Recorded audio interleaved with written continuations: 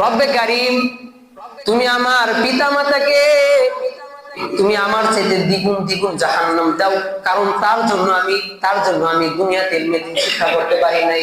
আমি তাই না বিভিন্ন ছন্দর বেছে বেছে স্কুল মিডিয়ামে ছাত্রদেরকে মিথ্যা শিক্ষা দেওয়া হয়। হাট্টিমা টিম টিম, তারা মাঠে পারে তাদের খারাপ খুশি। তলাবুল ইলমি ফরিদাতুন আলা কুল্লি মুসলিম লিয়াকুনা মিনাল আসফালিন। কিয়ামতের ময়দানে কিছু লোক থাকবে, কিছু সন্তান থাকবে এরকম, আল্লাহ পাক রব্বুল আলামিনের কাছে বলবেন, আয় রব্বে কারীম, তুমি তো আমাকে জাহান্নামে দিবা, তুমি তো আমাকে জাহান্নামে দিবা। অতএব যেই সমস্ত মানুষদের কারণে আমি জাহান্নামী হব, এই সমস্ত মানুষদেরকে আমি এক নজর দেখতে চাই। কে বলবে? আমাদের সন্তান। এই কথা কে বলবে? আমাদের সন্তান। কারণ সন্তানের কোনো অধিকার থাকে না, পিতামাতা যেভাবে চালাবে সন্তান সেভাবেই চলবে। আজকে আমার সন্তান নামাজ পড়তেছে না, কিন্তু আমি বলতেছি না, বাচ্চা মানুষ আস্তে আস্তে বড় হোক তারপর শিখবে। কিন্তু বাচ্চা মানুষ আস্তে আস্তে বড় হোক তারপর শিখবে না। নবীজির হুকুম, যখন তোমার বাচ্চা 7 বছর বয়স তখন তাকে নামাজের জন্য হুকুম দাও, তখন তাকে নামাজের জন্য নিয়ে আসো। যখন তার 10 বছর বয়স হবে তখন তাকে নামাজের জন্য শরীরে আঘাত পর্যন্ত করো, কিন্তু নামাজমুখী করো। কিন্তু আমরা কি ভাবি? 12 বছর হয়ে যেতেছে, 14 বছর, 15 বছর হয়ে যেতেছে, কিন্তু আমরা ভাবি বাচ্চা মানুষ তো, আস্তে আস্তে বড় হয় তারপর নামাজ আগ্রহী হবে। কিন্তু না না না, আরে লোহার দিকে তাকান, একটা লোহা সবচেয়ে শক্তিশালী, তারপর এই লোহাটা যদি পড়ে থাকে, এই লোহাটা পড়ে থাকতে থেকে লোহাটা কিন্তু মরিচা করেছে, নষ্ট হয়েছে। কথা বলে না, লোহা নষ্ট হয় না? কাঠটা পড়ে থাকতে থেকে এক সময় নষ্ট হয়ে যায়। কোনো জিনিস স্থায়ী থাকে না। আপনি আর আমি মানুষ, আরে আলেম উলামা তো পথভ্রষ্ট হয়ে যায়, আপনার আমার সন্তান কিভাবে আস্তে আস্তে ভালো মানুষ হবে? যদি তার ভিতরে কোরআনী শিক্ষা না থাকে, যদি এলমে দ্বীনের শিক্ষা না থাকে, তাহলে সে আস্তে আস্তে কিভাবে ভালো হবে?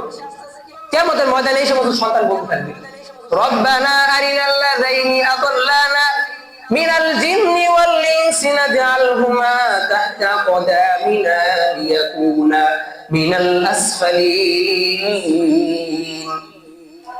রব্বে কারীম, দুনিয়াতে রোজার সময়, সেহরির সময় আমি ঘুমাইছিলাম, আমি উঠতে পারি নাই, কিন্তু আমার পিতা মাতা আমাকে ডাক দেয় নাই।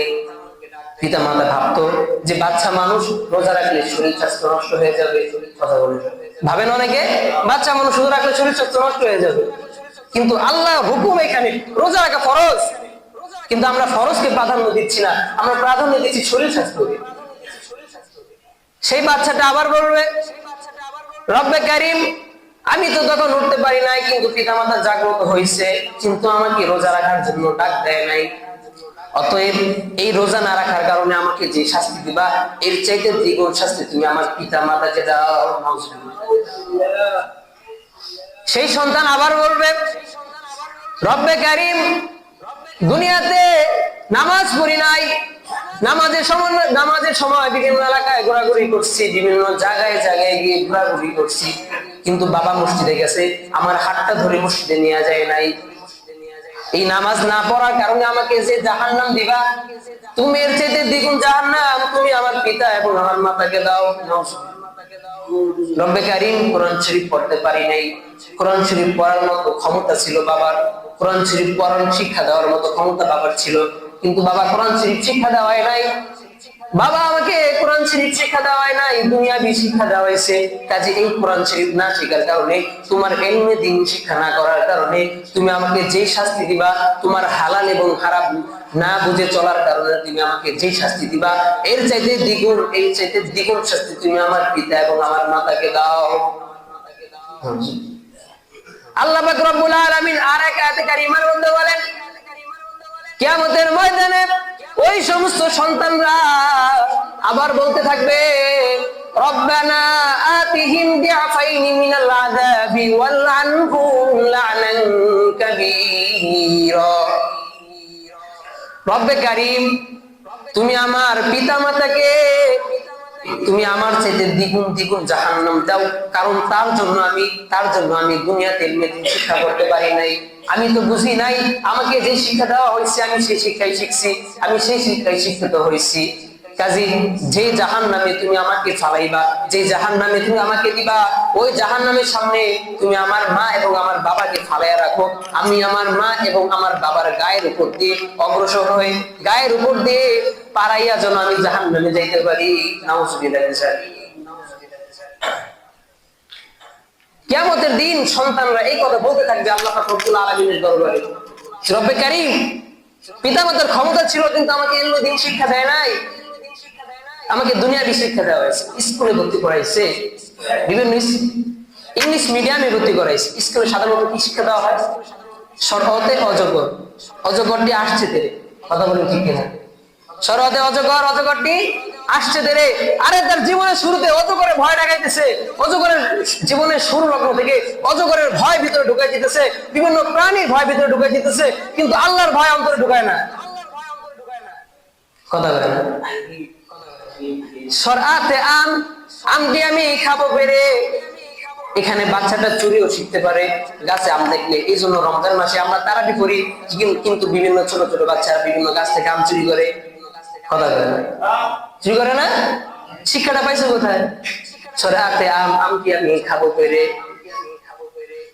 মাদ্রাসার জগতে আসেন, সরআতে অজু, অজু করে নামাজ পড়ো। জীবনের শুরুতে অজু শিক্ষা দেওয়া হইতেছে, অজু শিক্ষা দেওয়া হইতেছে, নামাজের জন্য শিক্ষা দেওয়া হইতেছে। সরআতে আল্লাহ, আল্লাহকে ভয় করো। ছোটবেলা থেকে কার ভয় ঢুকাইতেছে? আল্লাহর ভয় ঢুকাইতেছে।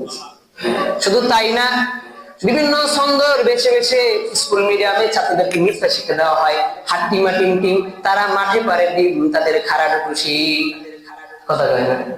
যে প্রাণীর খাড়া দুটো শিং থাকে, যে প্রাণীর শিং থাকে, এই প্রাণী কখনো ডিম পারে? কথা কয় না? যে প্রাণীর শিং থাকে এই প্রাণী কখনো ডিম পারে? কি শিক্ষা দেওয়া হইতেছে? মিথ্যা না? এই বাচ্চাটা যখন ডাক্তার হবে, এই বাচ্চাটা যখন ইঞ্জিনিয়ার হবে, তখন কি সে মানুষের প্রতি হক, তার মানুষের হক আদায় করবে? যদি ডাক্তার হয় বলবে আঙ্গুল ব্যথা হয়েছে, আঙ্গুল ভেঙে গেছে। কথা কয় না? গলায় টাউন্সিল হয়েছে বলবে টিউমার হয়েছে। কথা কয় না? যখন ইঞ্জিনিয়ার হবে, যেখানে চিকন রড প্রয়োজন সেখানে বলবে মোটা রড লাগবে। রড তো দিবেই না, রডের বদলে বাঁশ ঢুকাই দিবে, কারণ অন্তরে ভয় নেই, আল্লাহর ভয় নেই। জীবনের শুরু থেকে শিখছি মিথ্যা। এই মিথ্যা শিখার কারণে কিয়ামতের ময়দানে যখন ওই সমস্ত বান্দাদেরকে জাহান্নামে দেওয়া হবে, তখন এই সমস্ত বান্দারা এই সমস্ত আয়াতগুলো বলতে থাকবে, রব্বানা আতিহিম দিআফাইন মিনাল আযাবি ওয়া লা'আনহুম লা'নান কাবীরা, রব্বানা আরিনাল লাযীনা ইয়াضلون মিনাল জিন্নি ওয়াল ইনসি নাজআলহুমা তাহতা কদামিনা লিয়াকুনা মিনাল আসফালিন। মাদ্রাসা এমন একটা জায়গা, যে জায়গায় শুধু এমনি দিন শিক্ষা দেওয়া হয় না। মাদ্রাসা এমন একটা জায়গা, যে জায়গার মধ্যে আদব কায়দা শিক্ষা দেওয়া হয়। মাদ্রাসা এমন একটা জায়গা, যে জায়গার মধ্যে আল্লাহর ভয় শিক্ষা দেওয়া হয়। মাদ্রাসা এমন একটা জায়গা, যে জায়গার মধ্যে নামাজের শিক্ষা দেওয়া হয়। মাদ্রাসা এমন একটা জায়গা, যে জায়গায় কাকে কোথায় কি সম্মান করতে হয় সেই শিক্ষা দেওয়া হয়। দেখেন, আপনি একটা মাদ্রাসার বাচ্চাকে যদি কোনো ধরেন অপরাধ করছে, অপরাধ করার কারণে যখন তাকে ধরবেন, ধরে এক যেটা ধমক দিবেন, তখন সে কান্নায় ভেঙে পড়বে। কথা কয় না? কান্নায় ভেঙে পড়ে না? কারণ তার ভিতর ভয় যে আল্লাহ কি করে ফেলছি, না জানি কি বেয়াদবি করে ফেলছি, না জানি কি আকাম করে ফেলছি। মানুষের কাছে কালারিং হইতে হইতেছে। কিন্তু একটা স্কুলের বাচ্চাকে যখন ধরবেন, আপনি যখন ধমক দিবেন, সে উল্টা রিয়েকশন করবে, আপনাকে উল্টা গালি দিবে। কথা কয় না? কথা কি মিথ্যা বললাম? ছোট ছোট বাচ্চারা সিগারেট খাবে, কারণ তাদের মেয়েদের শিক্ষা নাই। এখন বলবেন মাদ্রাসার ছাত্ররা তো শয়তান থাকে। হ্যাঁ, শয়তান থাকে, অবশ্যই থাকে। সবাই কি ভালো থাকবে? কিন্তু যখন সে ছোটবেলায় শয়তানি করা বয়স, ঠিক আছে, কিন্তু ওই রকম খারাপ কাজে তারা লিপ্ত হয় না। সিগারেট টানে, গাঁজা টানে, মানুষের কাছে চুরি টুরি করে, মানুষের ক্ষতি করে, ওই সমস্ত খারাপ কাজে লিপ্ত হয়, হয়তো শয়তানি করে। কিন্তু আমাদের চোখে ওই সমস্ত জিনিসগুলাই বেশি করে, যে মাদ্রাসার ছাত্র দুষ্টামি করে, মাদ্রাসায় পড়ে, ওরা পিশাব, ওরা দুষ্টামি কেন করবে? আর শয়তান কি মাদ্রাসার ছাত্রকে ধোকা দিবে না? অবশ্যই ধোকা দিবে। মাদ্রাসার ছাত্রদের তারা বেশি ধোকা দেয়, কারণ তারা এলমে দিন শিক্ষা করে। কিন্তু একটা সময় আসলে তারা ওই শয়তান থাকে না, তারা এক একটা মানুষ হয়। কথা বলে না? যেমন আল্লাহ পাক রব্বুল আলামিন বলেছেন, উলাইকা কাল আনআম বাল হুম আদল। মানুষ হইলে হয় না, মানুষের অঙ্গ প্রত্যঙ্গ থাকলে হয় না, হাত থাকলে হয় না, মুখ থাকলে হয় না, মানুষের গঠন, মানুষের কাইফিয়ত থাকলেই মানুষ হয় না, মানুষের তো অন্তরে থাকতে হয়। উলাইকা কাল্লানাম বাল হুম আদল, মানুষ নামে কিছু জানোয়ার আছে। এই সমস্ত কথা আল্লাহ পাক রব্বুল আলামিন কাদেরকে বলছেন? যারা হারাম কাজ করে, অন্যদেরকে হারাম কাজের জন্য আহ্বান করে। সম্মানিত হাজির, পিতামাতার কাছে সন্তানের হক রয়েছে। সন্তানের কাছে যেমন পিতামাতার হক থাকে, পিতামাতার কাছে সন্তানের হক থাকে, সেম ওরকম সন্তানের কাছে পিতামাতার হক থাকে। যেমন সন্তান পিতামাতাকে সম্মান করবে, পিতামাতার কথা মেনে চলবে, পিতামাতাকে সবসময় শ্রদ্ধা করবে, এটা হচ্ছে সন্তানের প্রতি পিতামাতার হক। কিন্তু পিতামাতারও একটা হক রয়েছে সন্তানের জন্য, সেটা হচ্ছে তাকে ইলমে দ্বীনের শিক্ষা দেওয়া, তাকে ইলমে দ্বীনের শিক্ষা দেওয়া। আরে আমাদের তো ডাক্তার প্রয়োজন, সবাই যদি হুজুর হয়ে যায় ডাক্তার লাগবে না? সবাই যদি হুজুর হয়ে যায় ডাক্তার কে থাকবে? সবাই যদি হুজুর হয়ে যায় ইঞ্জিনিয়ার কে থাকবে? কথা বলে না, ইঞ্জিনিয়ার প্রয়োজন না? ডাক্তার প্রয়োজন হবে না? অবশ্যই হবে। কিন্তু আমরা তাকে একটা অবস্থানে নিয়ে যাব, আমার সন্তানকে ইলমে দ্বীনের শিক্ষা দিব, তার ভিতর কোরআন শরীফের, তার সিনার ভিতর কোরআন শরীফ ঢুকে তারপরে তাকে ডাক্তার বানাবো। তাহলে সে যখন সার্জারি করতে যাবে, যখন সে বলবে যে তার হাত ভেঙে গেছে অথচ হাত ভাঙে নাই, কিন্তু তার মধ্যে দ্বিধাবোধ হবে যে আমি এই কথাটা বলতেছি কিন্তু আল্লাহর কালামুল্লাহ আমার অন্তরে আছে, আল্লাহর ভয় অন্তরে আছে, আমি এই কথাটা বলতেছি, কিয়ামতের ময়দানে আল্লাহ আমাকে জিজ্ঞাসা করে আমি কি উত্তর দেব? কথা বলে ঠিক না? যদি আমার অন্তরে সিনা, আমার সিনার মধ্যে যদি কোরআন শরীফ থাকে, তাহলে যখন আমি ইঞ্জিনিয়ার হব, আমার যেখানে রড যেটা প্রয়োজন আমি সেটাই লিখতেছি, রডের বদলে বাঁশ দিতেছি না, কারণ আমার ভিতরে আল্লাহর ভয় রয়েছে।